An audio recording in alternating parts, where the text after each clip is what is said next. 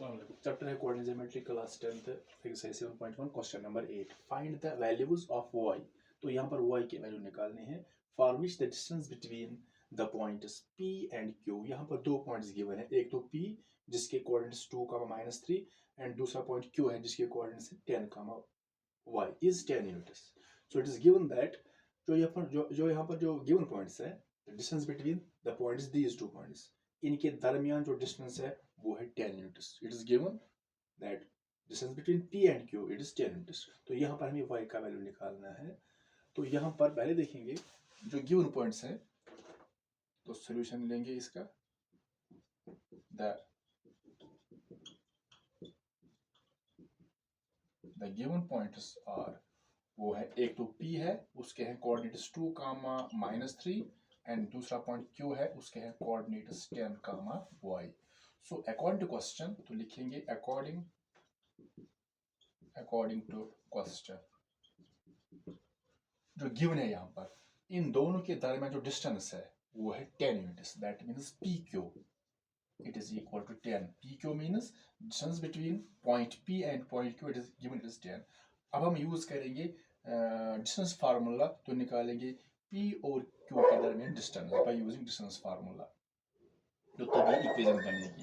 तो यहाँ पर तो गिवन है ये 10 मीटर है, distance between these two points 10 है, लेकिन फिर भी हम यूज करेंगे डिस्टेंस फार्मूला ताकि यहाँ पर एक इक्वेशन फॉर्म हो, तो फिर हम y का वैल्यू निकाल सकते हैं।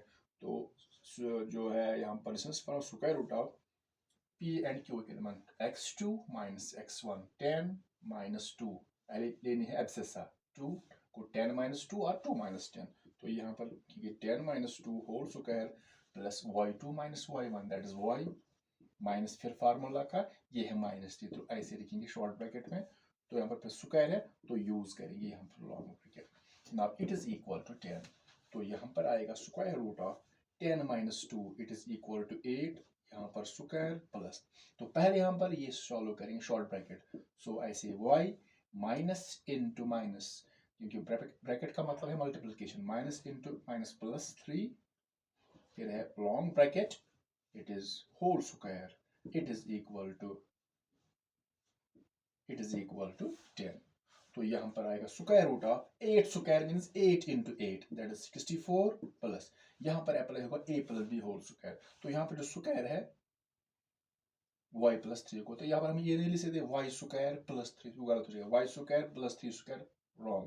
तो यूज करेंगे a plus B whole square is equal to a square, a के बदले y, फिर है प्लस 2ab 2 फार्मूला का इंटू a के बदले y इंटू b के बदले 3 प्लस है b स्क्वायर, तो b के बदले आएगा यहाँ पर,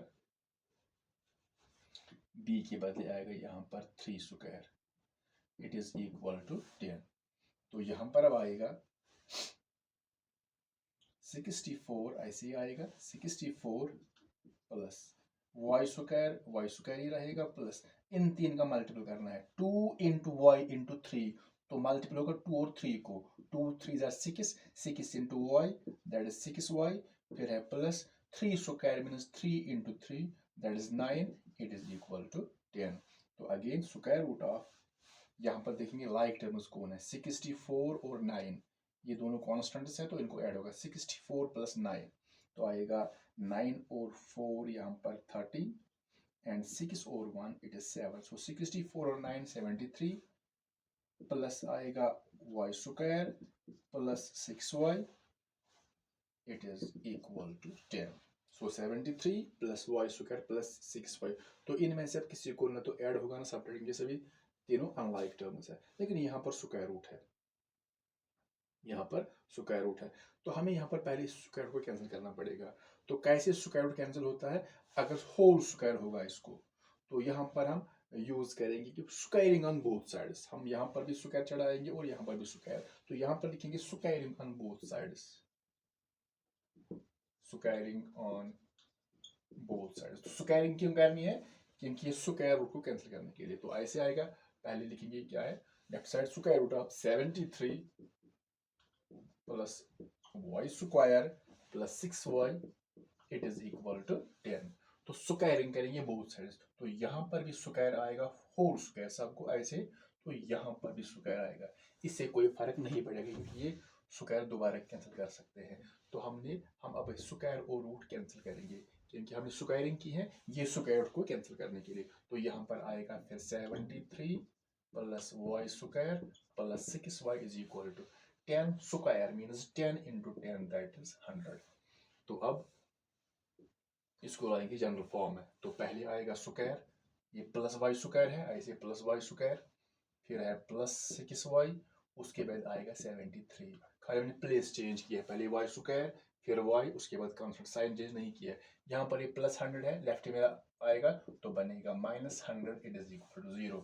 सो we get finally Y square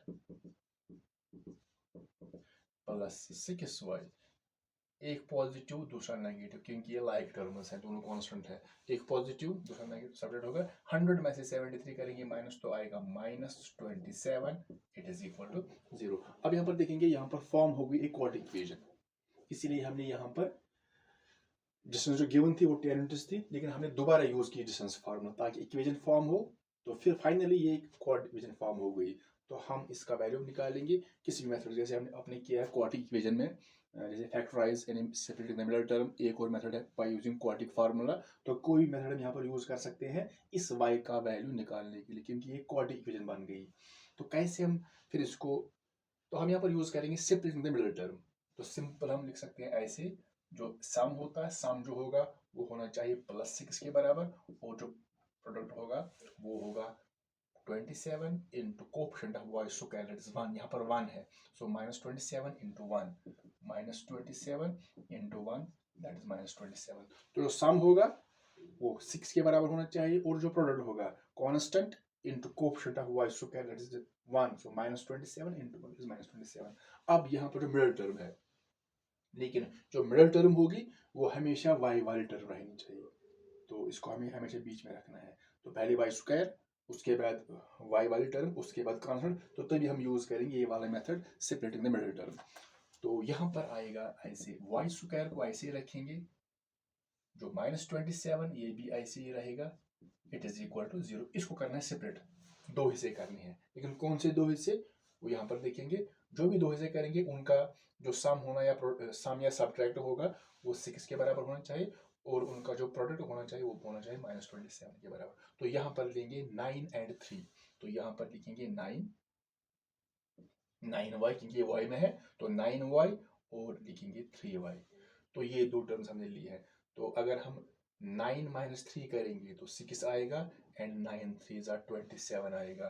तो लेकिन यहाँ पर इनको करना है सब्ट्रैक्ट, तो एक पॉजिटिव दूसरा नेगेटिव, तो ये वाला पॉजिटिव, बड़ा पॉजिटिव, ये नेगेटिव, क्योंकि यहाँ पर चाहिए हमें आंसर +6y, तो बड़ा वाला रखना है प्लस, ये माइनस। अगर ये -6y होता तो ये माइनस रहता और ये प्लस होता। तो 9 - 3 it is 6y, 9 into -3 that is -27। अब हम इन दो का कॉमन निकालेंगे, यहाँ पर y कॉमन आएगा दोनों में से, तो अंदर बचेगा y +9। तो इन दो में से -3 कॉमन आएगा, तो अंदर बचेगा y, क्योंकि यहाँ पर -3 कॉमन है तो साइंस भी चेंज हो जाएगी, ये माइनस था ये अंदर प्लस बन जाएगा, ये भी माइनस ये प्लस बन जाएगा। 27 है, 3 कॉमन है, 3 9 27, इट इज इक्वल टू 0। अब इन दो का हम निकालेंगे कॉमन, जैसे y +9 ये कॉमन है y +9, तो y +9 कॉमन आएगा तो अंदर बचेगा y -3, it is equal to 0। ये हो गई फैक्टराइजेशन। तो अब यहाँ पर है y +9 into y -3 is equal to 0। ये कब पॉसिबल है कि दो नंबर्स का जो मल्टीपल होगा वो 0 के बराबर होगा। तो ये तभी पॉसिबल है जब एक 0 होगा, जैसे हमने पहले किया है। फॉर एग्जाम्पल अगर आपके पास 5 × 2 6 × 4 2 × 7, तो जब मल्टीपल करेंगे इनको, 5 2 = 10, 6 4 = 24, 2 7 = 14, तो 0 कहीं पर नहीं मिला। तो ये तभी, जैसे अगर आपके पास है 9 × 0, तो ये 0 बनेगा। तो मल्टीप्लिकेशन तभी 0 होगा जब एक 0 होगा, चाहे दूसरा या पहला या दोनों 0 होने चाहिए।